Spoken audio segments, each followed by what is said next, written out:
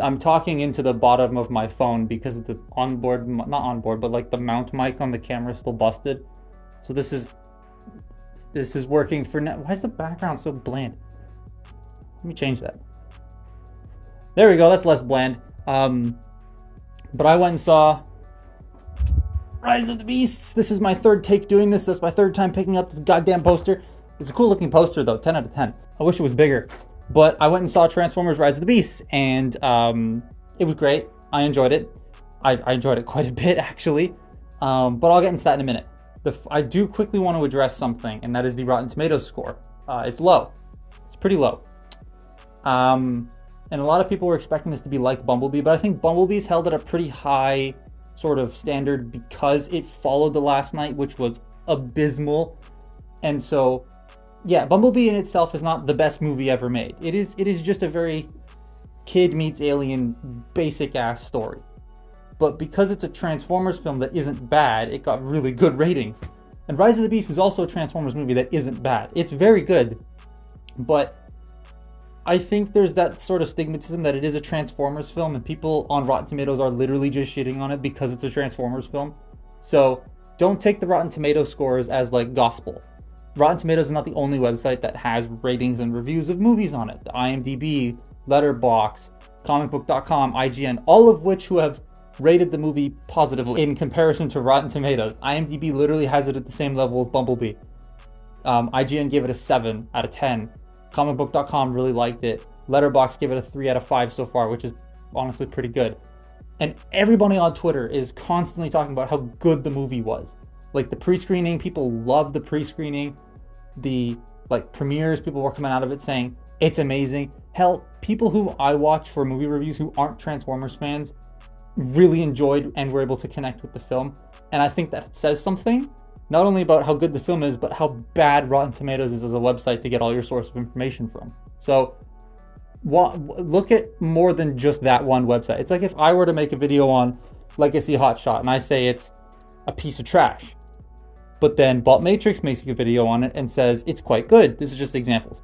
And that's how you should look at reviews. Don't just watch mine and be like, yes, that is exactly how the product is. It is shit. No, that's my opinion, right? And there are going to be different types of opinions on different types of websites. And so make sure you look at more than just Rotten Tomatoes, basically. So the theater was completely full, like top to bottom full. And it's not just because, oh, it's the pre-screening, it's going to be full. No, my theater, I'm not going to give away the location of my theater, obviously, but my theater, all of the seats for Rise of the Beast that are good seats are gone. And I'm talking like the only seats that are available are like the really crappy ones in like the corners. Everything's booked. It's ridiculous. I wasn't expecting that. I know, what is it, Rise of the Beast trailer guy on Twitter posted that his theater was empty. Yeah, every other one of my friends who went and saw the movie, their theaters were full. So that's probably just like a him thing, but like, yeah, theaters were packed. Everybody in my theater was cooperative and sort of didn't ruin the experience. Even the kids who were there didn't speak once. It was awesome. People cheered when they needed to. People clapped when they needed to. People cried when they needed to. People laughed when they needed to. It was just everybody in the theater enjoyed the movie, the whole thing, which was awesome. So my notes are down here. We'll get into the non-spoiler part first. This will be chaptered in 2 different segments. Non-spoiler and then spoiler. I will clearly state when spoilers start so that you don't get spoiled, so you know when to click off the video. There will also be, like I said, the chapter, so you know exactly when the chapter ends, so you know when to click off. My laptop's gonna fall asleep. There we go. You know when to click off. Yeah, I will clearly say that. So if anyone starts complaining that I spoiled the film because they did miss the part where I said this is gonna be a spoiler, that's on you. And if you comment that, I'm not responsible for the snarky comments that other people give you afterwards. So a lot of people were concerned about the voice acting, especially on like Liza Koshy's part, because she's a former YouTuber turned voice actress, and she does an amazing job as RC. I think everybody did an amazing job. They actually felt like their characters that they were going for. Sure, Mirage is different, but like, he was still really cool. Pete Davidson is like the best character out of the entire film, which is just awesome. I know a lot of people had low expectations because it is Pete Davidson, but I still think that, like, of all the movies I've seen him in, he does a very good job. And here he did a very good job. Like, he put his his time and effort into it. He even brought his own flair to it and his own sort of like finesse, which was really nice to see. Like, I know people are like, oh, he's cool, therefore he should be Jazz. No, just because he's cool doesn't mean he's Jazz. These are the movies. They've changed characters all the time. This isn't new. It was so funny seeing people not being able to handle that that's Mirage.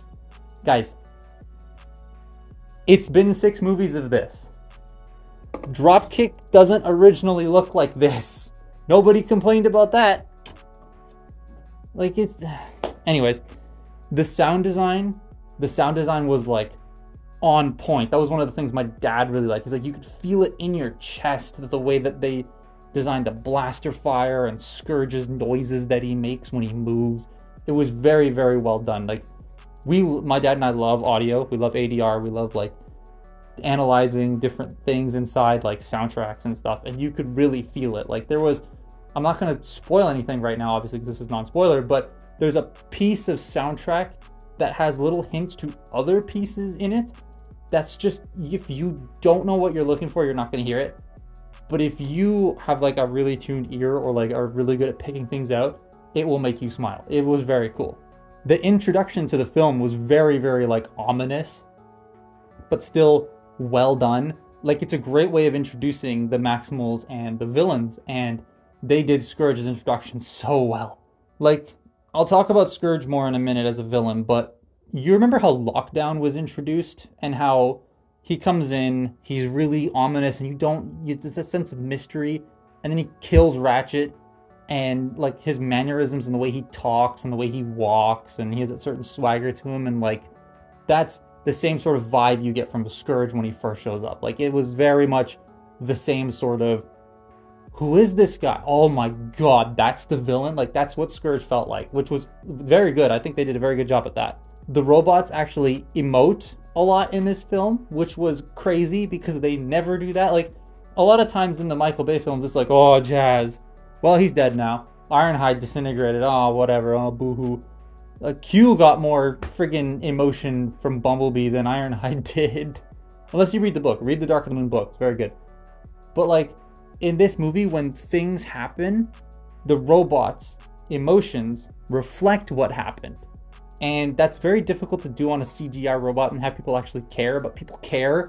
Like, there were a lot of times where people in the theater went, ah, or started crying or whatever. Like, they did a very good job at that. They made you actually connect with the robots. Because a lot of times, the human element is in here because, like, the producers and all that sort of corporate people think, no one's going to connect with the robots. We want them to connect with the humans. But, like, people connected with the robots. It was very good. The Maximals, so this movie's called Rise of the Beasts, right? So the beasts rise in the movie. And you kind of hope that there would have been more beasts in the movie. Like, the screen time of the Maximals wasn't as much as I wanted it to be, but at the same time, it didn't overwhelm the film. Like, they did a pretty good job at balancing everything out. Like, when the Maximals do show up, they're there to stay. Like, they're there forever. But, like, there's a lot of the film that doesn't have them in it. And it was a little bit of a shame. It didn't feel as bad as the Dinobots from Age of Extinction, who were hyped up so much in the trailers and got 5-6 minutes of screen time.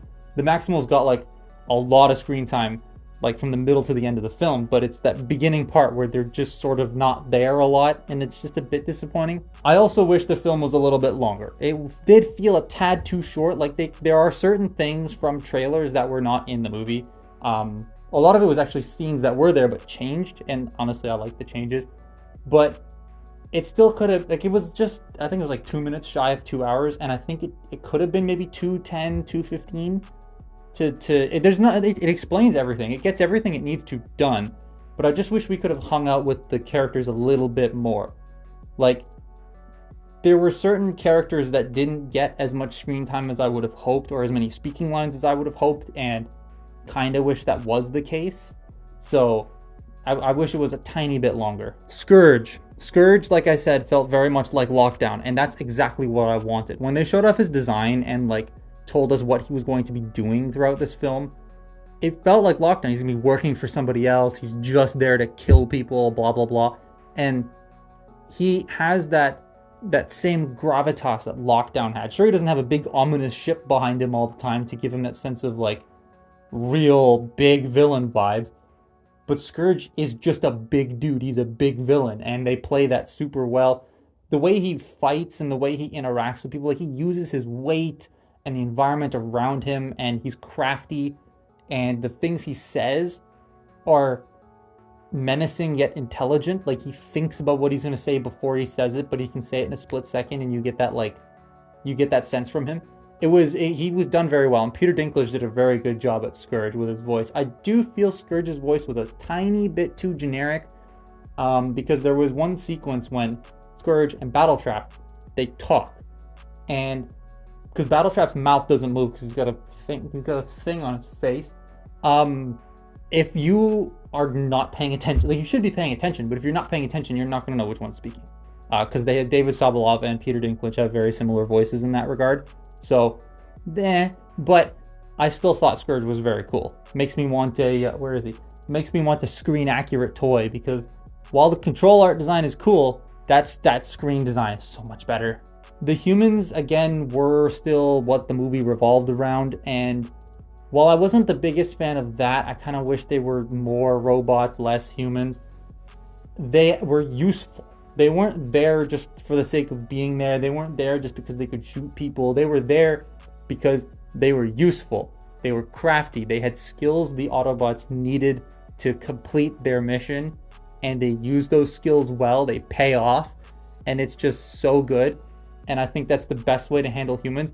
Still think there were too much screen time with them, especially in the beginning, but as the movie goes on, you kind of see the interactions between them and the Autobots and how they start to care for the Autobots and the Maximals, and that was done pretty well. Prime's character arc was really cool because it's something we haven't quite seen a lot of Optimus Prime do, because the Michael Bay films, Optimus Prime is just, I will rip your face off.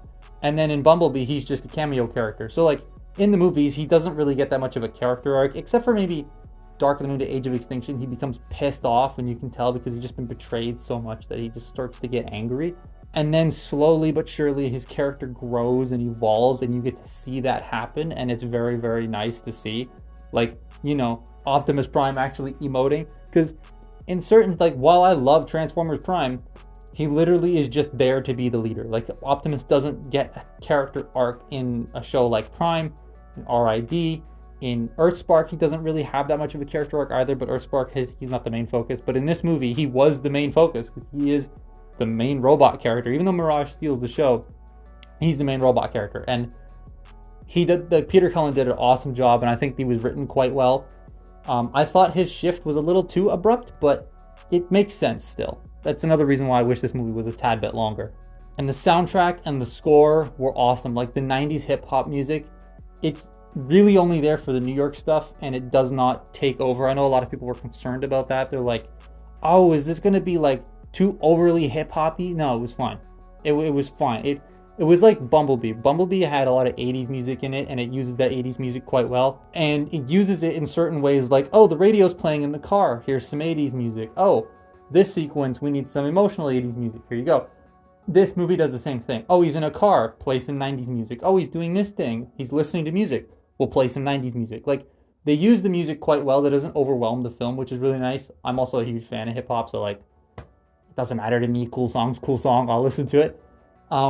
The actual score for the movie was very good. It felt like Jablonski, even though it wasn't, but Jablonski did produce the music on this movie, I think, or he was like a music coach to the new guy whose name I'm forgetting off the top of my head. But it was very nice. It was very well done. The segmentation of the score and how it sorted and played throughout the film was nice. It felt very much like the Michael Bay films, which is something that I really liked, because the Michael Bay movies, not for nothing, they had amazing scores, and the way that their score is divvied up in the film for different parts was done super well, and that sort of mirrors over into Rise of the Beast, because Bumblebee's score, Dario Marianelli did a pretty good job, but like it wasn't outstanding. The only track that stands out to me is when Blitzwing shows up, because that electric guitar thing was really cool. But this has a lot of those moments with that really cool electric guitar, not specifically electric guitar, but like that same feeling, but more throughout the movie, which was really nice. But now I'm going to get into spoilers. So if you have not seen Transformers Rise of the Beasts, please click off the video now. If you have, you can stay if you want to. I mean, it's totally up to you. If you want to go, you can go. It's fine. But again, I'm going to clearly state if you have not seen Transformers Rise of the Beasts, I'm being as clear as I possibly can, stop watching the video now. You have been warned. People need to give the G.I. Joe thing a chance. A lot of people, my theater was clapping when the G.I. Joe logo showed up at the end of the film, but like, at first I was like, oh god, but then I thought about it more and I was like, we haven't seen them do anything with this yet. So I can't judge it as being a piece of steaming garbage until I actually see what they do with it. And judging a thing before it even comes out is a really bad way of like gauging whether something's going to work or not. And I think a lot of people need to understand that and need to realize, hey, they could do a really good job with this. I mean, Stephen Caple Jr. is a huge fan of the franchise. He used toys as storyboarding tools apparently. So like that already gets a win in my book, but the G.I. Joe thing will be fine. I know that the team now will handle it quite well. It also really cements that this is a reboot, not a prequel. Shut up, Lorenzo. We know it's not a prequel. Stop it. But yeah, that's all I'm going to say on the G.I. Joe thing. I'm excited to see what they do with it in the future. G.I. Joe and Transformers have crossed over many times in the past. And not for nothing, we'll get some really cool toys out of it. So I'm excited. I'm you know me. I'm like, there's more over there. So like, I'm excited for that. Okay. The bit where I cried. I didn't like go, but a tear did form when Arrival to Earth plays at the end. It's a modified version of Arrival to Earth. It's not the actual like version from the Michael Bay films, but it still played, and it played at a very good moment, and it was so cool to listen to. That was when one part where people cheered in my theater was when Arrival to Earth starts playing and Prime drives away. It was amazing. I was not expecting all of that death in the movie. So Ape Link, I was expected, right? They had to show us, just like Ratchet, they have to show us how big of a villain Scourge is. Like they did that with Lockdown and Age of Extinction. And Scourge in like 3 moves not only stabs Ape Link, but then shoots his arm off and he dies. And you're like, Jesus, if bigger monkey can't handle Scourge, what is big monkey gonna do? And that was awesome. That was just awesome. I felt really bad for Ape Link though. Like the way he died looked like it was in such agony and pain. And then Bumblebee's death. Like I knew Bumblebee because he gets stabbed, and I feel like they should not have shown that to us in the trailers. He gets stabbed by Scourge, and then you see like a lightning thing in the trailer, and you're like, oh, what happened? Did they just like stun Bumblebee? No, Bumblebee gets stabbed and then shot and then actually dies. Like he's dead for most of the film, and that I thought was a very good way of removing the Kid Appeal character so that the new Kid Appeal character can sort of take over. Mirage, he's the new one, for a little bit. And it's Bumblebee. Like the kids in my theater started crying. Like I could hear them crying when Bumblebee died, and my dad was sitting there. That was him the whole time, because he doesn't watch trailers, right? He doesn't know. But I think they did that super well. However, I thought the way they brought him back was a bit weird. I wasn't a big fan of that. There was a lot of times, not a lot of times, there's the bit where he's like, they put him on an Energon rock, and then a blast from the final battle sparks the Energon rock and brings him back. Like when Primal said it would take an immense amount of energy to like, what is it? Refine the Energon so that he could use it. I thought Prime was going to whip out the Matrix. That would have been a cool scene, right? You could see the Matrix, see it do its thing, akin to like the Revenge of the Fallen Matrix where it brings Prime back, it brings Bumblebee back. But no, they used a blast away from the final battle, and Stratosphere goes, Energon, and then Bumblebee's back. It was a bit weird. I thought that wasn't great. I wasn't a fan of that. But his entrance was really cool to that one song I'm forgetting. But yeah, that my theater cheered when he came back. Mirage dying.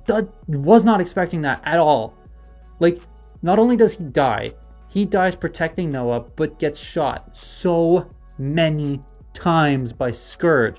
Granted, he doesn't actually die from that. Like, he gives Noah his parts, and then Noah becomes a freaking pretender, which I'll talk about in a second. But the way that they did his supposed death, and then at the end of the film, you don't know whether or not, like, where's Mirage? You see the suit, but you don't see Mirage, and you're like, oh shit. But then, Mirage is back at the mid-credit scene. There is no post-credit scene, it's just a mid-credit scene. Will you stop poking me in the back? There is no post-credit scene, but the mid one is quite good. It was neat. It also sort of cements Reek, that character played by Toby Nwigwe. It cements him as like now a recurring character in the Transformers universe, and I thought he did a pretty good, like as a rapper, I thought he did a very good job acting as that character. So that's gonna be cool to see. Airazor's death I knew was gonna happen, because not just because you don't see her robot mode, but because she wasn't in any of the trailer final battle shots, and I feel like maybe a crappily CGI'd Airazor flying over her head would have sort of got rid of that sort of, oh, I know she's not going to make it thought from a lot of people's minds. But she doesn't make it. She dies. But the way she dies was handled in a very interesting way. So Optimus Primal kills her because she gets infected by the Terracon stuff and becomes a Terracon, which I thought was awesome. I thought, like, it felt like the Dark Energon thing. I feel like it would have been cool if they used the term Dark Energon. It wasn't, it was like rust. It's like cosmic rust or whatever, but like, it felt like Dark Energon from Prime. And that would have been a very neat way to do it, but they didn't do that, and it's a bit weird to me. But like, she's trying to fight it, but can't fight it, and tries to kill Elena and Primal in the end has to kill her, but he's really upset that he has to do that, like really upset. And Ron Perlman did a great job. The animators who animated Primal's face for that scene did a great job. But I do wish Airazor's death wasn't as expected. Like, I wish I didn't expect it to happen. Freezer, where is he? Oh, he's buried in the back. I was gonna pick him up. Freezer was awesome. Freezer was creepy. He was like, it's like the scene from Jurassic Park when the Velociraptors are chasing the kids.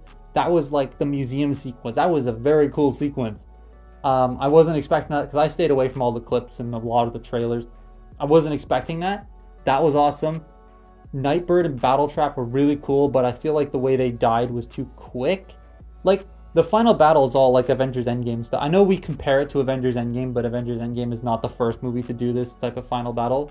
But it felt like that. It felt grandiose. You could tell what was happening. Like, you could tell who Cheetor was. You could tell who Rhinox was, even though he's the same exact color as Primal and all of the Freezers that are running around. Freezer's not brown, by the way.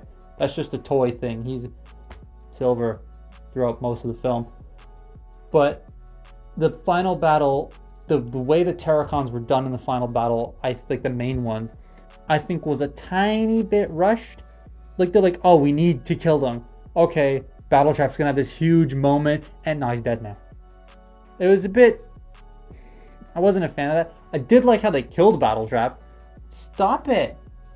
Where Primal and Prime go in for the kill, but Primal just smashes his head in, and Prime goes, come on, man, that was mine. That was cool. Nightbird's death to the hands of Bumblebee coming back was a really cool sequence, but I wish Nightbird actually got a chance to use her swords. Like, if she fought maybe RC or RC and Wheeljack and overpowered both of them, and then you see Bumblebee come in and rip her to shreds, that would have been neat, but didn't happen. Apparently there's a lot of cut sequences from a lot of the fights in this film, so I'm curious to see if there's going to be like a director's cut, because I know Steven said that the transit scene is going to be in the DVDs when it comes out. So I hope there's because transit's not in the movie. So I hope there's like an extended version of this that comes out soon, because it would be really cool to see that.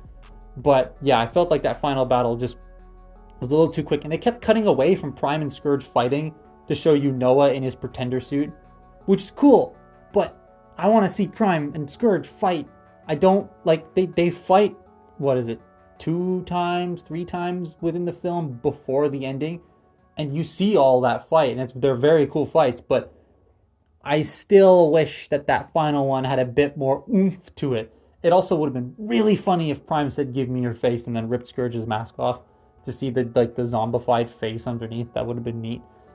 The little hint of Unicron saying that his planet was eaten, that Scourge's planet was eaten, was very cool. I also like how he treated Scourge like he treats Galvatron in like continuities, where he's just torturing the dude when he fails. Like, that was cool. The Pretender suit. So doing Pretenders in live action is damn near impossible, because there's such a wacky 80s concept, because it's a robot hiding within a human shell. That's weird. You can't really translate that. They sort of did in Revenge of the Fallen with Alex. Like they did, I think they did a decent job with her as a pretender, because that's what she is. She's a pretender. But the way they did the reverse pretender, where it's the human in the robot body, but the robot body was Mirage, and now it's Mirage's suit on Noah. That was done so well. I think that's an excellent way of doing the pretenders. It also paves the way for the G.I. Joe mechanized suits that they're probably going to have. It was very, very nice. The nostalgia was there. The feeling, the energy was there at the whole theater. Everybody loved it. Everybody enjoyed it. I'd give it like a 9 out of 10 or 10 out of 10. I would definitely, my dad wants to go see it again. I'm seeing it on Saturday with my friends. I'm seeing it next week with my sister, and my dad's coming with me again to see it. So, yeah, I highly recommend you go watch it. It was an awesome film. And it literally made me want to pick up and play with the toys.